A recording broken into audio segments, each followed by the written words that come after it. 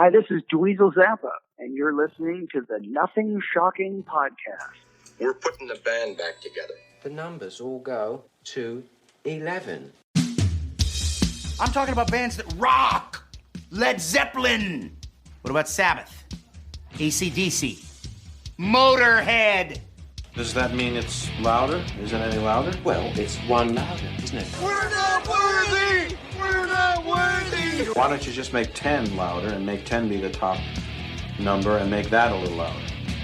These go to 11. I get up off the ground and raise my head. Days like this, think I should be dead. One for Satan, two for me. Let's cheat the devil, it's fun, don't you agree?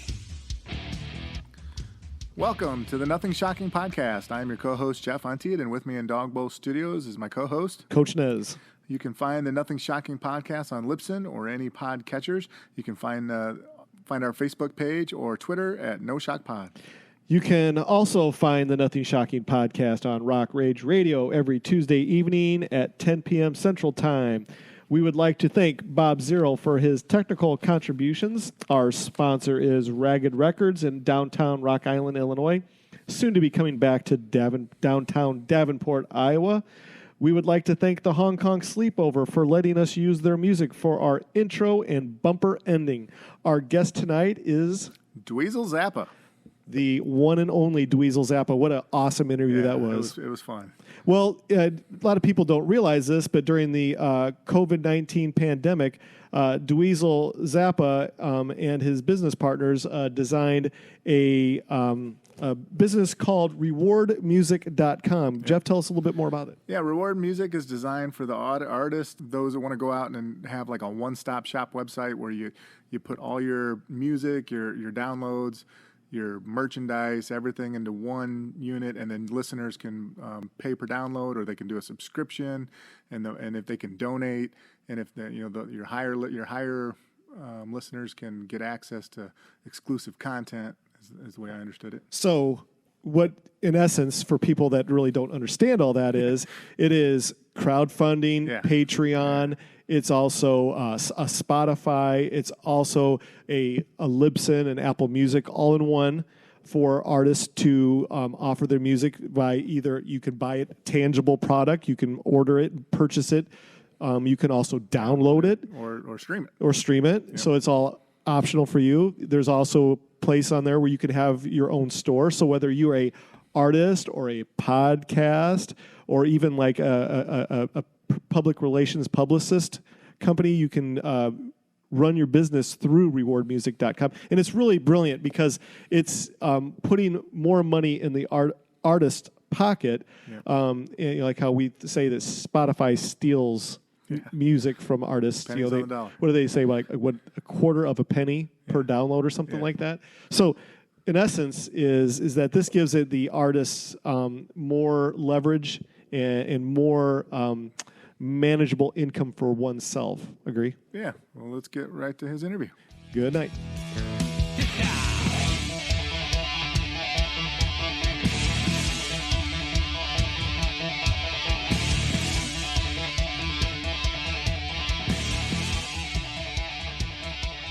Hello, is this Dweezil? That's me. Hey, this is Eric Nesbitt with the Nothing Shocking Podcast. How are you? Good, how are you? Fantastic. I want to introduce you to my co-host, Jeff Untied. Hey, how's it going tonight? Thanks for calling us.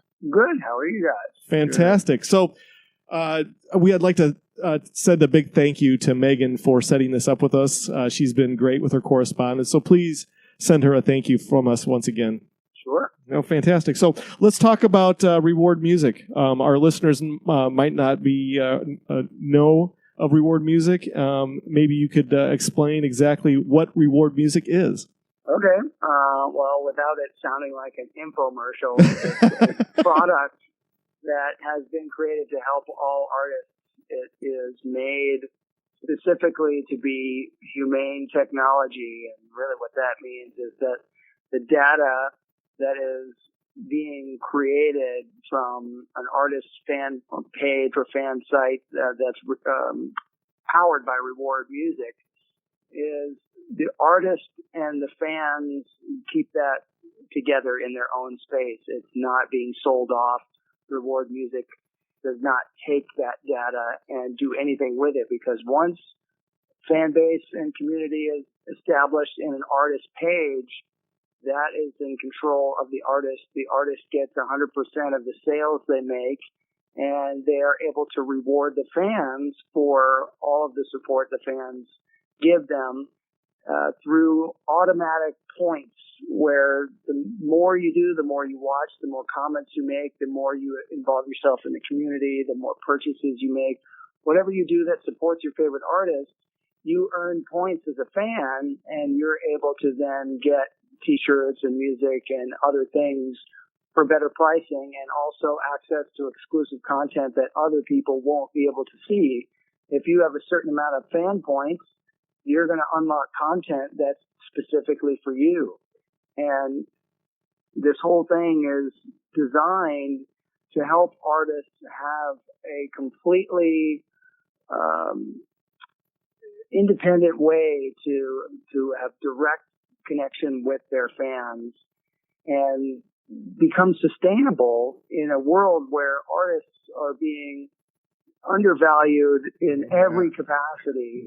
So, at this point in time, artists can't earn a proper living at all, because you can't perform music live anywhere. And even if you do, it's to reduce capacity venues and audience size and all that stuff. So it makes it impossible for anybody to really do anything or plan their lives the way they used to. So Reward Music is designed to help artists of every level to have a direct connection with their fans, and do it in a way that is really as close to a fan being able to just directly support an artist in the same way that you would see somebody playing music on a street corner. If you liked what they were doing, you could go right up and say, hey, I like what you're doing. I'm going to support you with my pledge, or, you put some money in their hat or whatever. This is exactly the way that an artist can be supported directly by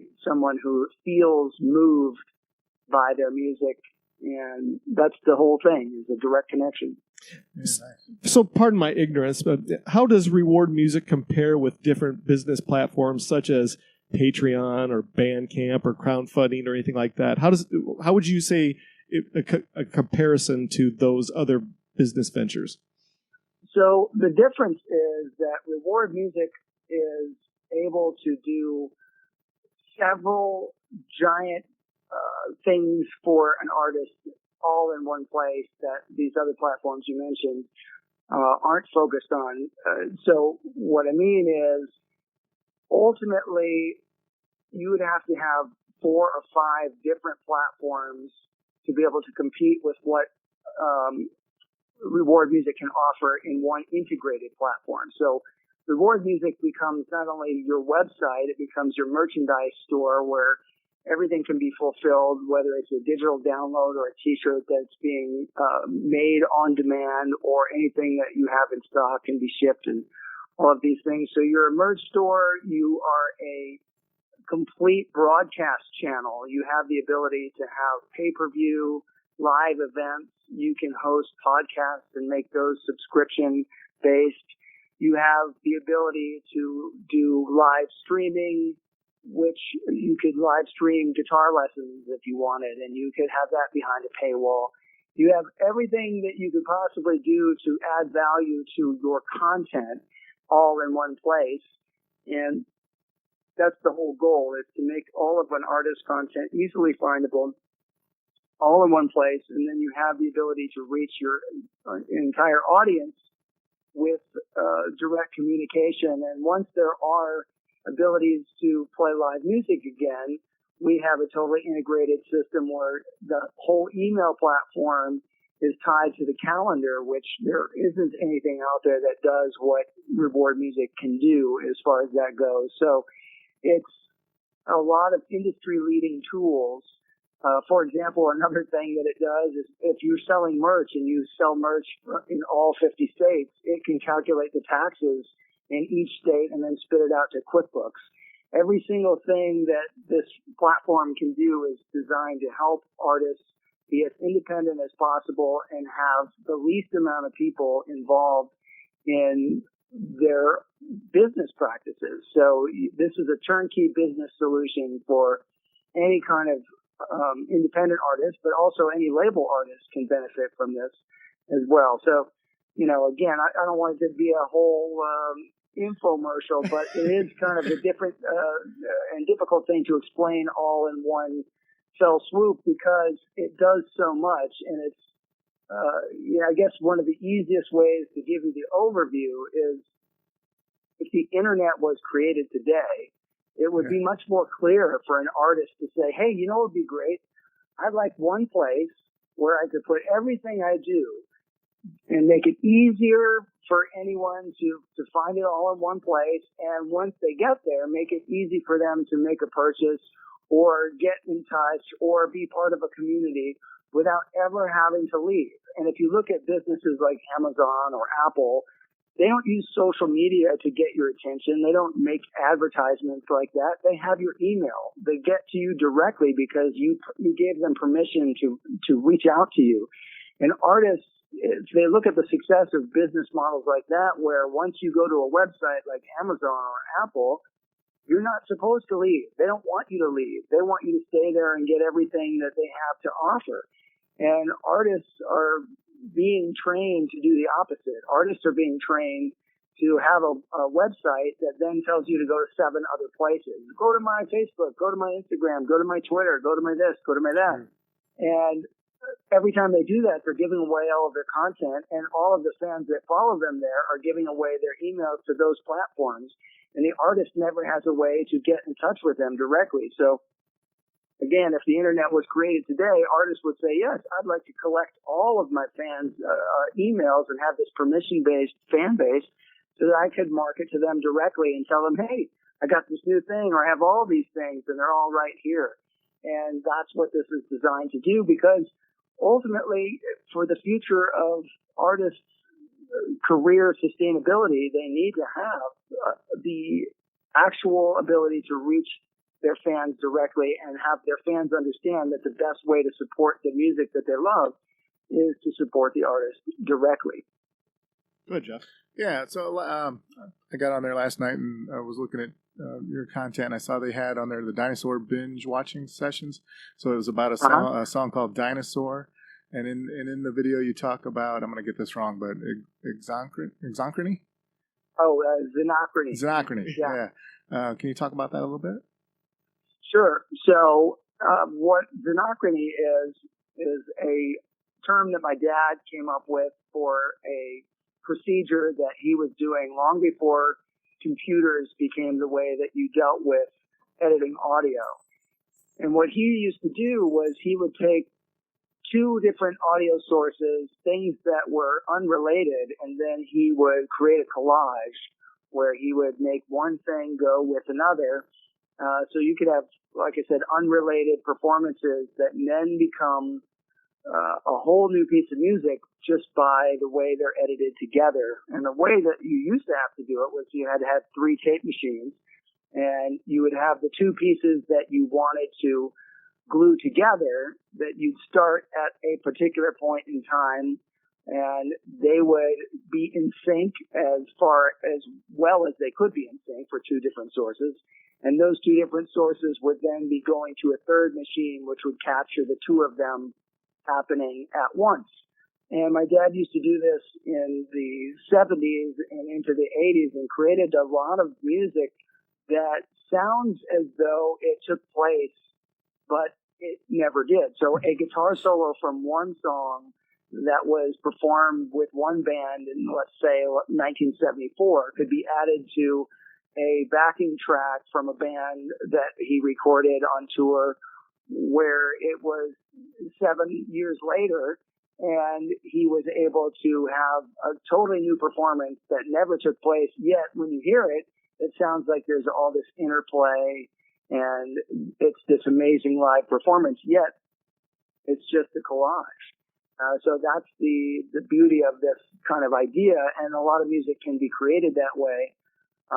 And what I was showing in the video was that I took a solo from my dad in about 1977 and put it on a piece of music that I was making back in, I think it was 2013. and I was able to have him play with me in that context. And that's the kind of thing that is really interesting because you can do so many different things, blend different styles of music, and work with different people in that kind of way. Yeah, it was very very intriguing. I had to watch all the sessions and I couldn't stop. I want to kind of bring this back to artist accessibility through reward music, and I guess this is a subject that comes up quite a bit that we've done in the podcast in years past. Is now in this era of technology, artist accessibility is a big thing, and it's totally opposite of what rock and roll and artists were, back in the 70s and 80s, whatever. There was a mystery with the artist. What are your thoughts of, now is like there's really no mystery with artists now. We know what they're having for dinner. We know what their hobbies are. We know what time they go to bed. As far as there's no more of that, the mystery of that rock and roller any longer. What are your thoughts on the process of the mystery versus the accessibility subject matter? Well, I think that, the cat's out of the bag with that as you're describing. And, a lot of things have changed in terms of people's listening habits. So in the 60s, 70s, when people were listening to music, they were spending time specifically to listen to music. They were saving their money and going to the record store and buying as much music as they could. And they would sit down and they would listen to it and they would look at the liner notes and they would look at all the pictures and they would imagine, what are these musicians like? How did these people come up with this stuff? And that was a different kind of generation that appreciated music in that way. And the younger generations don't know what they don't know. They don't know that they missed out on that because it's never been a thing that was shown to them. But there are people that still do seek that out, and they could even be younger generation people that are looking for that kind of experience. But that being said, the best thing artists can do at this point is create a more curated experience for their core fans. And again, that's really what reward music is designed to do. Instead of an artist thinking about casting the widest net and saying, hey, maybe I can get 1 million people to spend $1 for a song, then maybe you should think differently and think, well, maybe I can get 10,000 people to spend $100 because I have so much stuff that I could offer them, whether it's video content or whether it's audio and merchandise, or you're doing specialized programming that is very, very much unique that you're not going to find anywhere else. That kind of curated experience is, I think, the place where artists are moving towards and should be moving towards, because they have the ability to have that direct connection with their fans and give them something that's better than just, oh, here's a song. And another way to really drive that point home, though, is you have to realize that there used to be a high value on music. People spent money on it. They waited in line even to buy records. I remember Midnight Sales. Yeah, and now what's happening is the value of music has been taken away from the people that create the music, and it's been moved into a membership business. So if you look at Spotify will give people access to music, and consumers are excited about it. They're like, oh, great, I could have access to all these millions of songs, and I'll just pay whatever I pay, $15, $30, whatever their membership fee is, right? They're going to get that access to the music, but they're not actually buying any music. They're renting the music. Yeah. Right. And Spotify's business model makes them billions of dollars, but yet they don't buy the music to then rent the music. And that's the biggest problem is if you're in the car rental business, you still have to buy a car from a car company before you can rent it. Right. The car company still gets to make a fair profit on the product they make. But musicians don't get that because Spotify is not buying their music and then renting it. They're getting the product for free and paying nano pennies on the dollar for the use of this stuff, and yet they get to make the full value of the money for their membership. So it's the artists are being poorly treated in this scenario all the way around, which is another reason why, the fans need to understand that the best way they can support the musicians that they really care about is to do it directly. And Reward Music is just, a really great way to have it all in one place and for fans to be able to do that easily and find all of the content that the artists will have in that location. So, this is an ongoing problem, and we're looking for ways to help not only musicians survive this nightmare of the business that we're in now, but also have fans be educated enough to say, hey, oh, I get it. This is partially something that I can help with, and they should be reaching out to support their favorite artists directly. I wanted to touch upon you as the entrepreneur, the side, your entrepreneur side of music. Your business ventures have been prevalent, obviously, in recent years. At this point in your life, how do you balance musician and businessman? And do you have a preference these days on what side that you like to work on, as the creative side or the business side of things? Well, the thing about it is, music is, for so many people, the ones that are really wired to make music because it's a passion of theirs, they're doing it because it's something that they want to fulfill on a creative level, not necessarily on a level of commerce. And the best music that really translates to people is music that makes you feel something. And that's the real shame of the way the music business works now, is that it's much, much harder for artists to be able to create the music that is really them expressing themselves. Things are so segmented so that it has to be so commercial for it to find some larger audience. And even when you do find a larger audience, you're still not getting the value for what you do. So,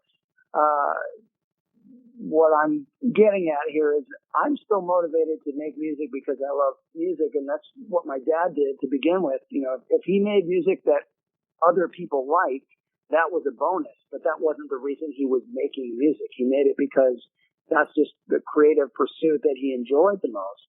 And when it comes to trying to be able to use those skills to earn a living, there's less and less opportunities to do that unless you start really looking at this whole thing that we were discussing, which is, curating a better experience for people and offering them more as an artist than you ever would have. So I think a lot of musicians that can also teach have great opportunities to be able to do that. But, in this world that we live in, where the industry is so difficult to maneuver, there's still people that want to do it. There's still kids that are going to be going to Berkeley School of Music and all kinds of other universities to learn how to become a better musician, even in spite of the fact that the industry is so terrible and there's really a very small chance that they're going to have huge success like some of the examples they see in the media. So, that's the really difficult part when it comes to like the business side of it, is how do you have a business operating when you have a really specific skill set that has value, but the value's been taken away from the actual people that create it. So, the balance that I have right now is more of trying to help a lot of people understand there's got to be some shifts in the way musicians have to communicate with their fans. And, I'm right there with them. I have to be able to do the same thing. So I'm not really focused as a, entrepreneur. I'm focused as a musician that's trying to get through this difficult time. But I do have some things that I believe will help a lot of people. And that's what we're doing, is we're trying to get the word out. And it's something that started before COVID, but when COVID actually hit so hard, we worked hard to develop reward music and get it going sooner than later because it was a necessity. Yeah. Go ahead, Jeff. From a musical standpoint, what are you working on right now? Well, with my own site, which is just DweezilZappa.com, but it's a reward music powered site, I have the ability to put music up anytime I want, and I have subscription packages that allow me to say, hey, there's a lot of value in these things. I'm going to pull stuff from my archives, video-wise, audio-wise, and I'm going to be able to release them whenever I want to. So I'm finding all of these things, and I found a bunch of things that I didn't even remember recording. I have just like mixes of different songs and things that have been around, which never found the light of day because they weren't part of an album or other things like that. So that's one of the benefits here is that you can find things that are one-offs and you can put them together and just put them out there and have people get a chance to hear them and get people involved in the community. And that's the fun part is, let's see what happens. You just make stuff and you put it out and you start talking to people. And that really feels better as an artist to be able to just make stuff and have it find its niche audience, but you can communicate with them directly right away. And that becomes a fun thing. So over the past few weeks since Reward has launched, I've put up, a dozen new songs that have not been heard before that I never would have had a chance to release. And so I'm going to keep working on finding those things, but I'm going to also start recording some new stuff in the coming months as well, some of my own music and some other projects with other people. So I also want to be able to start doing some teaching again and doing some live lessons, like doing it where it's a town hall meeting kind of thing. And Reward will let me do that as well. So there's a lot of things that can be done, and it all gets difficult because you got to really figure out how to stay focused and get stuff done, because there's so many things going on all at once. Well, that is a segue to the next question I have for you. So on the technology side of recording music, most musicians have small remote satellite studios they can carry around with them in a suitcase. Artists are now recording multiple albums from their homes. Do you prefer the new technology, or do you still hold those old traditional values of getting to that studio in a remote location with the rest of your bandmates and creating the old-fashioned way? What is your take on new technology versus old technology in recording? Well, I think it's all good, and it just really depends on what you have access to, because obviously a professional studio, you can get results there that you can't get at home, but not everybody has the ability to have a budget to work in a professional environment. And a lot of really amazing stuff is being done on laptops. But one of the biggest things that you'll see right now is that there's a lot of interest in learning how to do better recording and better mixing. So there's so much more information now than there ever has been. And a lot of people are learning to do a lot of things with just what they have, whether it's a laptop and a couple microphones, and doing things that are with virtual instruments. There's so many things out there that help people make music even when they don't know how to play any instruments. And so I think technology exists in a way where the best music and the best sounding music could possibly be made, yet the tools aren't being used to make the best or most interesting music. So yes, it's great, and there are so many options available, but what's coming from it is not necessarily the greatest stuff that anyone's ever heard. So I think there's people that probably will use the tools and do it to make amazing stuff, but are they going to be heard? And that's the real question here. So I like both options. I would like to be able for myself to have the ability to have both. So at one point, hopefully I will have a space I can work from that has professional sounding facilities, to properly record drums and vocals and other things. But, I'm of the mind that there's never been a better time technologically to make the best sounding music. I am still waiting to hear the best examples of technology. And one of the things that I think is really going to help in the future, not too distant future, is that there will be a chance for music to have extra added value through Atmos, which is a multi-channel version of producing music. And it really comes from movie theaters and video games, which gives you a surround sound sensibility, but you also have the height. So you have things that can go up and over and around. So you have this very three-dimensional way to present music.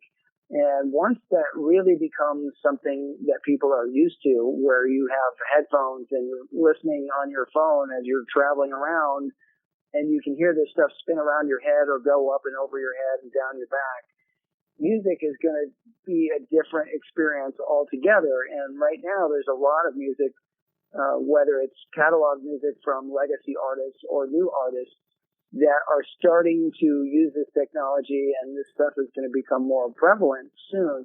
So that's one of my areas of interest in music production, but also in being able to distribute music that way on Reward Music and be kind of a leader in ways for people to stream that stuff and download that stuff. That's something of interest to me because I've worked in the surround field for a while, doing different things for upcoming DVDs and stuff like that. And I love music that has that super three-dimensional depth to it. And I really feel like the more people are getting a chance to hear that and hear some of their favorite music like that, like older records, whether it's going to be Pink Floyd or Elton John or Led Zeppelin or the Beatles, if you're going to hear some of that stuff mixed like that, it's going to blow your mind to see what music sounds like. And so I'm excited for that. And again, that's all part of technology now. So yeah, we have great things that are possible, but it hasn't quite hit us yet. Absolutely. So I have two more questions for you, then we'll leave you alone for the night, okay? Deal? Sure. Okay. 1988, My Guitar Wants to Kill Your Mama. I bought it the week it came out. You had Beau Hill produce it. Your label was Chrysalis Records. To this day, it's a fun album to listen to. Okay. What was the writing and recording process like for that album? It was such a entertaining album for a 16-year-old to purchase. Well, it's funny because the sound of it is very dated if you listen to it in comparison to anything else now, because it was very much of the era of that hard rock scene that was happening. Mm-hmm. And so from that perspective, when I was writing stuff and when we were working on things, there was, the label at the time was pushing in that direction to have whatever the most current modern sound of things were. And so it's funny to me because, if I listen to it now, again, like I said, it sounds very dated to me, but there wasn't a lot of emphasis from, people that I was working with at that time to say, hey, you should really be thinking about what could you do that would make it different or really stand out, in a way that really represents what you could be doing in a different way. It was more like, let's go into the mainstream of that stuff, which is really predictable for a label. But with my background and everything, it is kind of a strange thing to look back on and say, it probably would have been nice to have, some people voicing, hey, why make it sound like everything else? Why not make it sound different? But that's just one of those lessons that you learn later, and you go, I'm going to just do things that make sense to me from that point on. When something doesn't end up being totally resonating with you, later after the thing's done. So, yes, it was a fun album to make at the time, but when I listened to it, I'm like, oh, I wish I could go back to the master tapes and remix it so that it actually sounds more like the instruments we actually used, because you hear like the drum sounds are very triggered, and it's the same snare being triggered every single time and stuff like that was fine for the era, but doesn't live on well. But the content was also, I was 17 when the record came out, and writing songs that early on, and not necessarily having all kinds of collaborations with other people. There's so many things that you learn as you go on, and it would have been interesting to have that kind of experience making a record on a major label with having more opportunities to collaborate with people and do different things and have that experience, So, again, it's all just kind of a learning curve kind of thing, but everything I've ever done, I'll just, if it comes out and I like it, I'll listen to it again. If it doesn't, I won't. I'm going to throw in a quick question, if that's okay. Yeah, go ahead. So when you, before pre-pandemic, you were playing live a lot with Zappa Plays Zappa. What's the most challenging song of your father's to play, and what's your favorite? Well, there are so many that are very difficult. And, that's one of the things about my dad's music is he had an amazing ability to have something be incredibly musical while still at the same time being incredibly technically difficult. And in so many ways that was inspirational to me. But some of the hardest songs that we played over the years, one of the ones that we played the most is a song called Inca Roads. And if you listen to it, certainly any version that my dad played, it sounds as though the song is an easygoing little tune, and then it gets a couple little parts that have some complicated elements to them. But unless you actually try to learn it, you have no idea how hard it really is. And that was one of the songs that I learned to play these xylophone parts on the guitar. It was never written to be played on the guitar at all. And my dad used to have Steve Vai in his band back in the early 80s. That was Steve Vai's first big gig, and my dad credited him with playing impossible guitar parts, because he would play these difficult things on the guitar. But the song Inca Roads, Steve couldn't learn on guitar. That was one where he's like, nope, I can't even picture that being played on guitar. So at the time that I started playing my dad's music on tour, that was one of the big challenges for me. I wanted to make that playable on guitar, and I learned to do it. But it was something that really was like training for the Olympics. It was so hard. And when Steve saw me doing it, he's like, I don't even know how you're doing that, because that's not even possible. Okay. So I have one last question, curveball question for you, and this is back to my Guitar Wants to Kill Your Mama, if you don't mind me returning back to that. So last question. So on the cover of that album, you're holding a Madonna True Blue themed guitar. What was the make and model of that guitar, and do you still own it, and do you still perform with it? I do have it. Yeah, it's a Jackson, and it was a company called Charvel Jackson. They had two different brands made in San Dimas, California at that time. And that guitar was painted by a guy named Dan Lawrence, and Madonna actually signed it on the set of Who's That Girl? Nice. And so I had that guitar made because at the time I was doing some work on MTV, and Michael Jackson had Edward Van Halen play on Beat It, and Madonna never had any rock guitar on anything. So I was joking on MTV saying, hey, Madonna never has any rock guitar on anything. I wonder if I get a guitar made with her face on it, if she'll have any rock guitar. Like I could play a rock guitar solo with her face on it. And she ended up signing the guitar, like I said, but we never did any recording. Oh, bummer. Yeah. Well, that is a cool story. Yeah. Well, before we let you go tonight, is there anything else that you would like to plug or promote that we missed?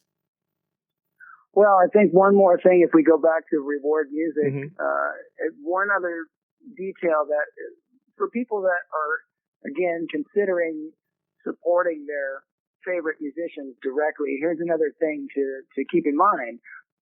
Again, in the world of streaming, Spotify, it takes 3.8 million streams for an artist to make minimum wage. Unreal. Now, I'll never make minimum wage from streaming because I just won't get that many streams. And most artists won't. So when you think about how ridiculous that is, and then you start thinking about, okay, what's possible in another way? Reward, if you are able to do a subscription as an artist where you're paying or you create the ability for the subscription to be less than a cup of coffee per month, let's say $2.50, ends up $30 a year. That's the subscription base that I have going right now. If somebody buys a $30 a year subscription, it would only take 700 people for me to make minimum wage, right? Mm-hmm. So 700 people versus 3.8 million streams. You know, any artist can think, well, you know what? I think I could get 700 people to help me get something going, right? But then if you start thinking about 7,000 people, then that can be a lot more money to an artist. 7,000 people subscribing to you in that way becomes $168,000 a year. And that's the kind of thing where if you're a band that's just starting in your mom's basement and you get things going, you have an actual business that you're running and you have the ability to connect with people directly. And that is the biggest difference here. You know, artists need to be able to show that their songs have value and their fans should understand, you know, how to support them and show what that value is. And they can do it for very little, you know, so that's an important part of this. Well, we are definitely going to push Reward Music as much as we possibly can for you and for the music community. We want to thank you so much for your participation. And this is kind of how it works. We have a couple of episodes ahead of yours. We'll probably be releasing this between about 2.5 weeks from now. And I will send the link to Megan immediately via email. And please share it wherever you possibly can. And, we will, sure. Yeah, and absolutely. So we want to thank you so much once again. Thanks for taking the time. Yeah, absolutely. This has been a great conversation. It's been a pleasure having you on the program. Thanks for having me. Thank you so much. You have a great evening. Yeah, you too. Thanks. Good night.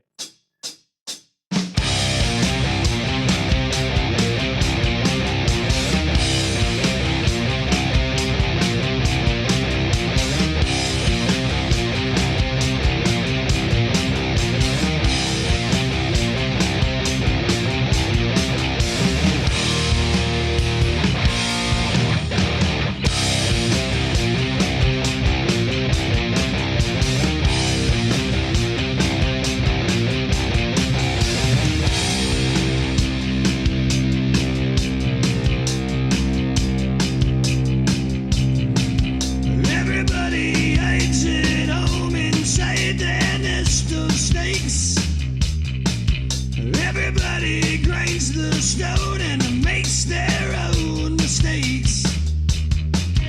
Hide in the headlights, fight the grip of fear. You can make your dreams come true, but you just can't do